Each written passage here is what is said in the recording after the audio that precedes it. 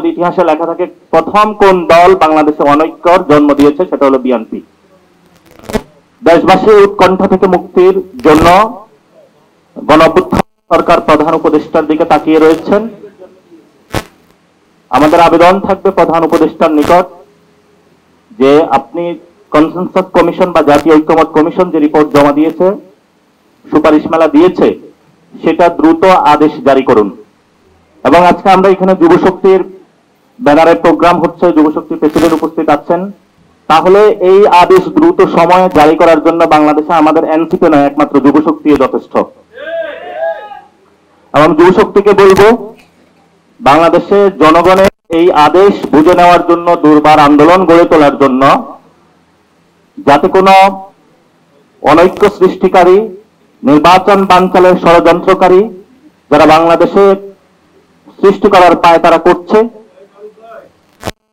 তারা যদি কোনো কিছু করতে চায় তাহলে যুব সমাজের রক্তের উপর দিয়ে তাদেরকে যেতে হবে। আপনি আজকে গতকালকে মির্জা ফখরুল বলেছেন নোট অফ ডিসেন্টের বিষয়ে, সালাউদ্দিন সাহেবও বলেছেন। বিএনপি কনসেনসাস কমিশনে যে নোট অফ ডিসেন্ট গুলো দিয়েছে, আমি সেগুলোকে বলবো note of dissent, note of cheating.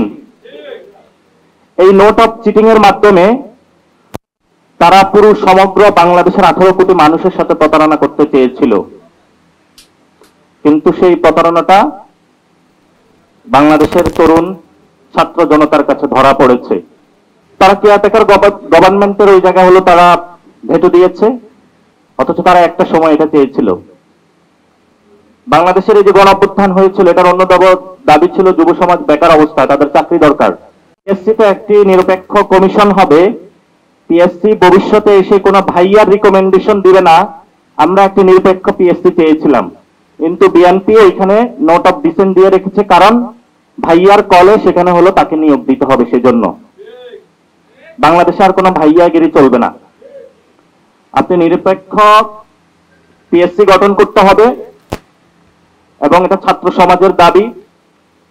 আমি পুরো বাংলাদেশের ছাত্র সমাজের কাছে আহ্বান জানাবো যে সারাদিন আপনি পড়ার টেবিলে বসে থেকে নিজের সমস্ত মা বাবার টাকা ব্যয় করে, জমি বিক্রি করে, এত পরিশ্রম করে পড়াশোনা করে একটি সরকারি চাকরির জন্য যখন যান, সেখানে বিএনপি বলছে বিএনপি না করলে চাকরি পাবেন না, আপনার মেধার অবমূল্যায়ন করা হবে সেখানে। এই জন্য যদি কনসেনসাস কমিশনের উপরে কোনো বিএনপি আঁচড় বসাতে চায়, ছাত্র সমাজকে ঐক্যবদ্ধভাবে আহ্বান জানাবো যে নিজের অধিকারটা আপনারা রাজপথ থেকে বুঝে নেবেন। বাংলাদেশের সচিবালয় থেকে সর্ব জায়গায় লুটপাটের মধ্য দিয়ে বাংলাদেশে একটি পার্টি গঠিত হয়েছিল।